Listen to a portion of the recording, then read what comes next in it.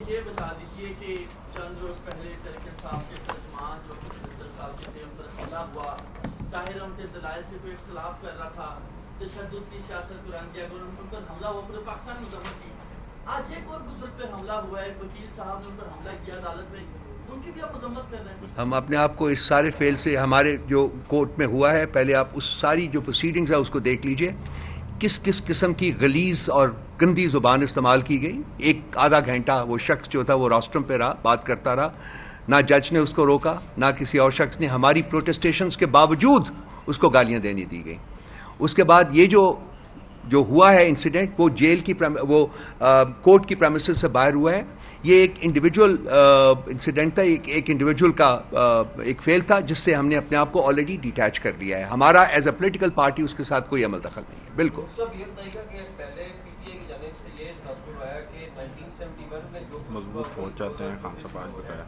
لیکن پھر بیرسٹر گور نے یہ کہا کہ عمران خان شیخ مجیب نہیں ہے اور پی ٹی آئی عوامی لیگ کی نہیں ہے۔ تو میں آپ سے پوچھنا چاہتا ہوں کہ کیا عمران خان آج کے شیخ مجیب ہے اور پی ٹی آئی عوامی لیگ ہے یا نہیں؟ یہ کنکلوژنس غلط کر رہے ہیں، جو ڈرا کر رہے ہیں، ایرونیسلی ڈرا کر رہے ہیں۔ میں نے ابھی بھی ایکسپلین کیا ہے اور انتظار نے بھی بتایا ہے آپ کو۔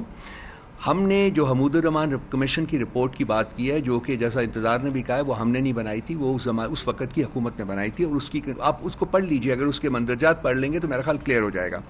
اس میں فوج کی بہادری کی تعریف کی گئی ہے، لیکن ایک شخص جو تھا، شخص واحد جو اس وقت ملک کے اوپر حکمران تھا، جنرل یحییٰ خان اس کا نام تھا،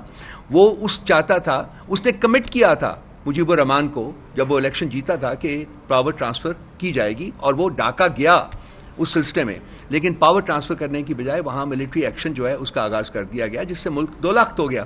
تو ایک شخص واحد کی بات کی ہے، وہ شخص واحد اپنی جو lust for power to continue, اور اس نے 5 سال اپنا آلریڈی ایک کانسٹیٹیوشن بھی ڈرافٹ کروا لیا ہوا تھا، شریف الدین پیرزادہ صاحب انوالو تھے اس پہ، وہ کانسٹیٹیوشن، یہ بھی ایک پاکستان کی تاریخ کا ایک حصہ ہے، کانسٹیٹیوشن بھی ڈرافٹ ہو گیا ہوا تھا کہ وہ آئندہ 5 سال کیسے حکومت کرے گا۔ تو شخص واحد کی جو لسٹ ہوتی ہے، اس کی وجہ سے راستیں سفر کرتی ہیں۔ ہماری بھی بات بالکل اس کانٹیکسٹ میں ہے کہ اس وقت بھی ایک شخص واحد جو ہے، اس کی لسٹ فار پاور جو ہے، اس کو اجازت نہیں دیتی کہ وہ پاکستان میں آئین، قانون اور جمہوریت کو آنے دے، اور ہماری جو لڑائی ہے وہ آئین، قانون اور جمہوریت کے لیے ہے۔ یہ ہمارا کانفلکٹ ہے۔ یہ اس میں نہ فوج کے بارے میں ہم نے بات کی ہے نیگیٹولی، نہ کسی اور چیز کے بارے میں کی ہے۔ ہم نے صرف ڈکٹیٹرشپ جو ہے، جو کہ اس ملک کا سب سے بڑا کرائسس رہا ہوا ہے پچھلے 76 سالوں میں، ڈائریکٹ ڈکٹیٹرشپ جب مارشل لاز لگے، اور انڈائریکٹ ڈکٹیٹرشپ جب کہ اسٹوجز کے ذریعے اس ملک کے اوپر حکومت کی گئی۔ آج بھی ایک اسٹوج حکومت بیٹھی ہوئی ہے، جس کے ذریعے یہ پینٹومائمز ہیں، اور ان کی تنابیں جو ہیں وہ پیچھے سے کھینچی جاتی ہیں، تو لیفٹ رائٹ یہ کرتے ہیں۔